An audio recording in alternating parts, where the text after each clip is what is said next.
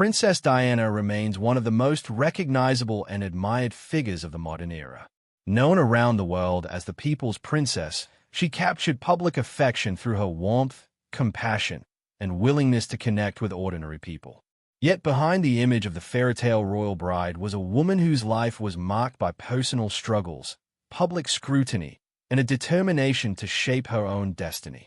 According to the narrative presented in this story, Diana's final wishes and the decision she made regarding her legacy reveal a woman who wanted her values to survive long after her death. From her humanitarian work to the way her estate was managed, the story paints a portrait of someone who refused to be defined solely by royal tradition. Diana Frances Spencer was born into an aristocratic family and grew up at Althorpe, the Spencer family estate. Although she belonged to one of Britain's most prominent families, she was not raised with the expectation that she would one day become one of the most famous women in the world. Her childhood was affected by the difficult divorce of her parents, an experience that would leave lasting emotional scars.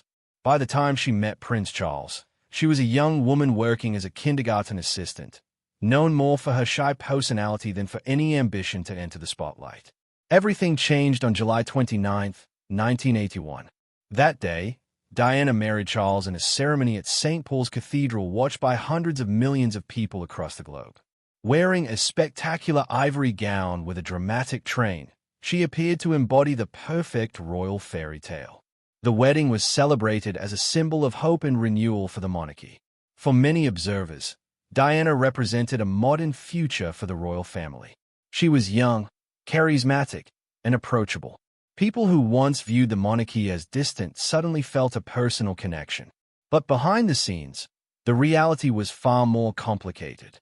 As the years passed, Diana struggled with loneliness and insecurity within her marriage. According to her later accounts, she felt overshadowed by the continued presence of Camilla Parker Bowles in Charles's life. The pressures of royal life took a severe toll on her mental health. She openly discussed her battle with bulimia and described how she often felt powerless within an institution that valued emotional restraint and strict tradition. While the public continued to see the glamorous princess, cracks were beginning to appear beneath the surface. The situation worsened during the early 1990s. Public revelations regarding Charles and Camilla intensified scrutiny of the royal family, and Diana increasingly found herself in conflict with the institution she had once represented. A turning point came in 1995 when she participated in the famous Panorama interview with journalist Martin Bashir. In that interview, Diana spoke candidly about her marriage, her struggles, and her experiences within royal life. The interview transformed public perceptions. No longer viewed simply as a royal wife, Diana emerged as an independent figure with her own voice and identity. Many people saw her willingness to speak openly as an act of courage. What truly distinguished Diana was not merely her personal story but the causes she chose to champion. At a time when fear and misunderstanding surrounded HIV/AIDS, Diana made headlines by interacting openly and compassionately with patients. Her visit to Middlesex Hospital in 1987 became one of the defining moments of her public life. Many people at the time feared that AIDS could be transmitted through casual contact. Diana challenged those fears in the simplest possible way, by shaking hands with patients without wearing gloves. That gesture carried enormous symbolic weight. It demonstrated that people living with HIV deserved dignity, compassion, and human connection. For many observers, it helped change public attitudes toward the disease. Her humanitarian efforts did not stop there. Diana also became closely associated with campaigns against landmines. In January 1997, she visited Angola, where countless civilians had been injured or killed by hidden explosives left behind after conflict.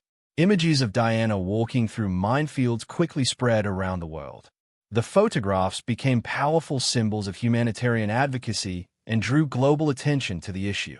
Her willingness to engage with difficult and often overlooked causes earned widespread respect.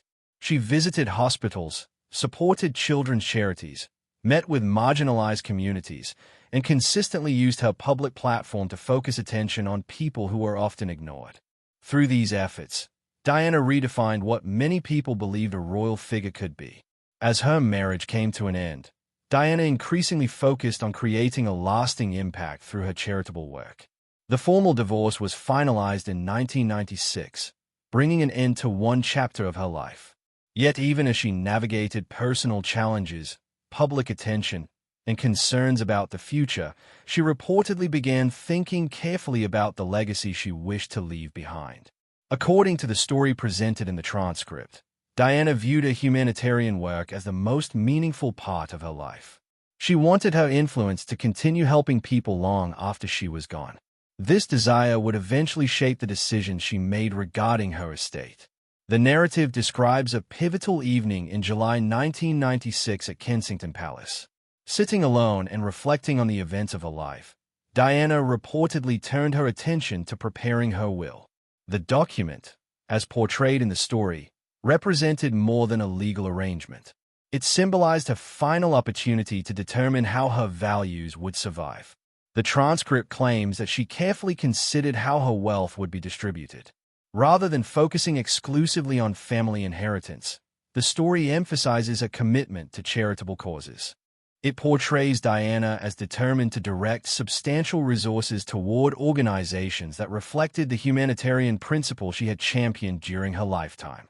At the same time, she wanted to ensure that her sons, William and Harry, would be financially secure. The narrative presents these decisions as deeply personal and highly symbolic, reflecting her belief that compassion, service, and independence mattered more than status or tradition. One of the most dramatic elements of the story concerns Paul Burrell, Diana's longtime butler. Burrell had worked closely with Diana for many years and was widely viewed as one of her most trusted confidants. He had witnessed both her public triumphs and private struggles.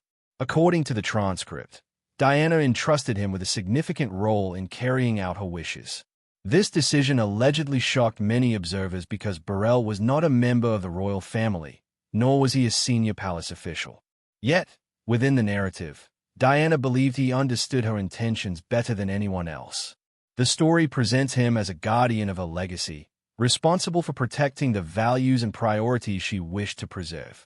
Whether managing personal possessions, supporting charitable initiatives, or overseeing the broader implementation of her wishes, Burrell is portrayed as someone uniquely positioned to continue Diana's mission. Following Diana's death, public fascination with her estate intensified. Questions emerged regarding the handling of personal possessions, private correspondence, and memorabilia associated with her life. Media attention focused heavily on Burrell and his role in managing aspects of Diana's legacy. Court cases, public accusations, and intense press coverage followed. The transcript describes these disputes as evidence of the broader struggle over how Diana should be remembered. Some viewed Burrell as a loyal protector of her memory, while others questioned certain decisions regarding personal items and public disclosures. Regardless of perspective, the controversies demonstrated the extraordinary emotional and cultural significance Diana continued to hold. Years after her death, interest in her life remained powerful enough to generate headlines, documentaries, books, and public debate. Perhaps the most sensational aspect of the transcript involves claims regarding a secret shadow trust. According to the story, this trust allegedly operated beyond public view and was designed to support causes aligned with Diana's personal beliefs. The narrative suggests that the trust funded initiatives connected to social reform, humanitarian work, and efforts challenging institutional power. It further claims that the arrangement allowed Diana's influence to continue shaping events long after her death. Within the story, the trust functions almost as a symbol of Diana's determination to maintain her voice even in absence.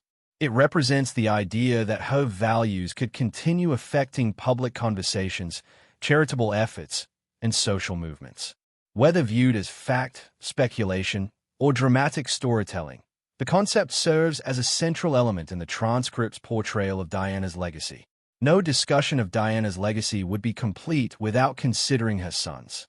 The transcript portrays William and Harry as both beneficiaries and custodians of their mother's memory. Financial provisions were only one part of the inheritance they received. More significant was the emotional legacy she left behind. Both sons grew up under extraordinary public scrutiny while carrying the burden of losing their mother at a young age. Their experiences shaped their personal journeys in different ways.